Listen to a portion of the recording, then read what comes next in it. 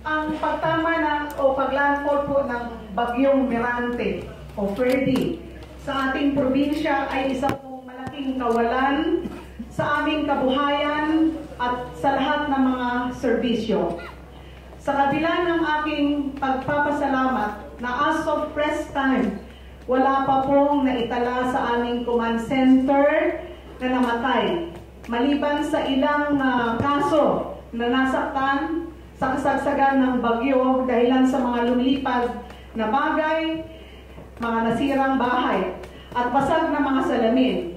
Ako po'y nangangamba dahil hanggang ngayon, wala pa kaming contact sa dalawang island municipalities, Sabtang and Itbayat.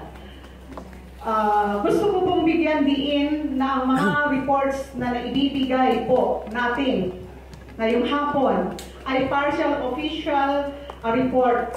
At habang ako ay nagsasalita ay patuloy po ang pagtanggap ng aming command center ng mga incoming reports na galing sa mga LGUs at mga national government agencies, at ang total reported damages ay nasa mahigit kumulang na 369,954,461 at patuloy na lumalaki. Sa unang assessment po ay ang munisipyo po ng Basco ang hardest hit mula sa ating mga residential houses, agricultural crops, sa livestock, poultry, small ruminants, sa ating mga road networks, lalong-lalo na po sa ating provincial at national roads and bridges na punong-puno ng mga iba't ibang nagkalat o nakaharang na kahoy na malalaking tipak na bato at lupa, poste at linya ng kuryente.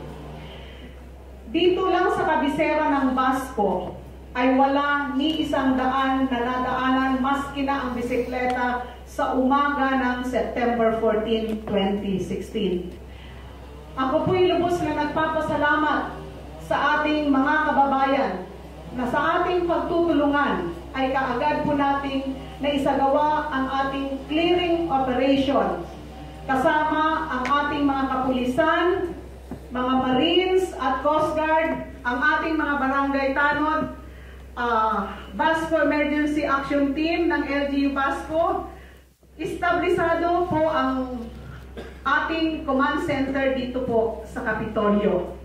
Ngunit kami po ay napalisado dahilan po sa hindi tayo nakadaan dahil bumagsak ang mga poste at kawad ng mga kuryente sa South. Nag-backdown po ang ating mga antena ng mga communications network, kaya po wala po kaming Smart and Globe ngayon. At kung mayroon man ay ang aming mga handheld radios na limitado po ang radios ng kanyang naabot. Kami po ay higit na 24 hours na walang connection sa mainland, Luzon. Hanggat pa konti-konti kung nagsidatingan ang mga mensahe na dala po ng ating mga kababayan dito sa ating command center.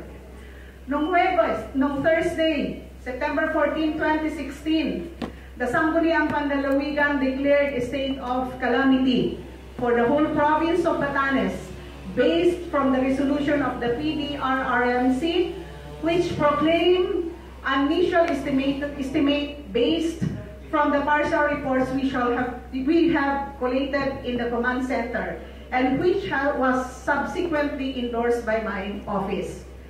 Nakapagbigay na po kami ng first phase ng aming relief operation sa 4 na munisipyo. Ngunit ito po ay kulang na kulang pa rin. Kaya po kanina, kinausap ko ho si Director Castro na kung po pwede ho, magpadala pa rin ho ng mga canned goods kasi ho, sa bigas mayroon pa po kami. Pero yung canned goods ho, ang mga kailangan ho namin dito at saka ho, tubig. Ang ating mga kababayan na nasa evacuation center naman ay nabigyan po ng kaukulang pansin, lalong-lalo na po sa pagkain at medical needs. Again, our immediate need is water, communication, gaya ng radyo ng bayan, Smart and Globe signal, construction materials gaya po ng yero at kahoy, clothing, especially the most affected families, and the immediate restoration of our power supply.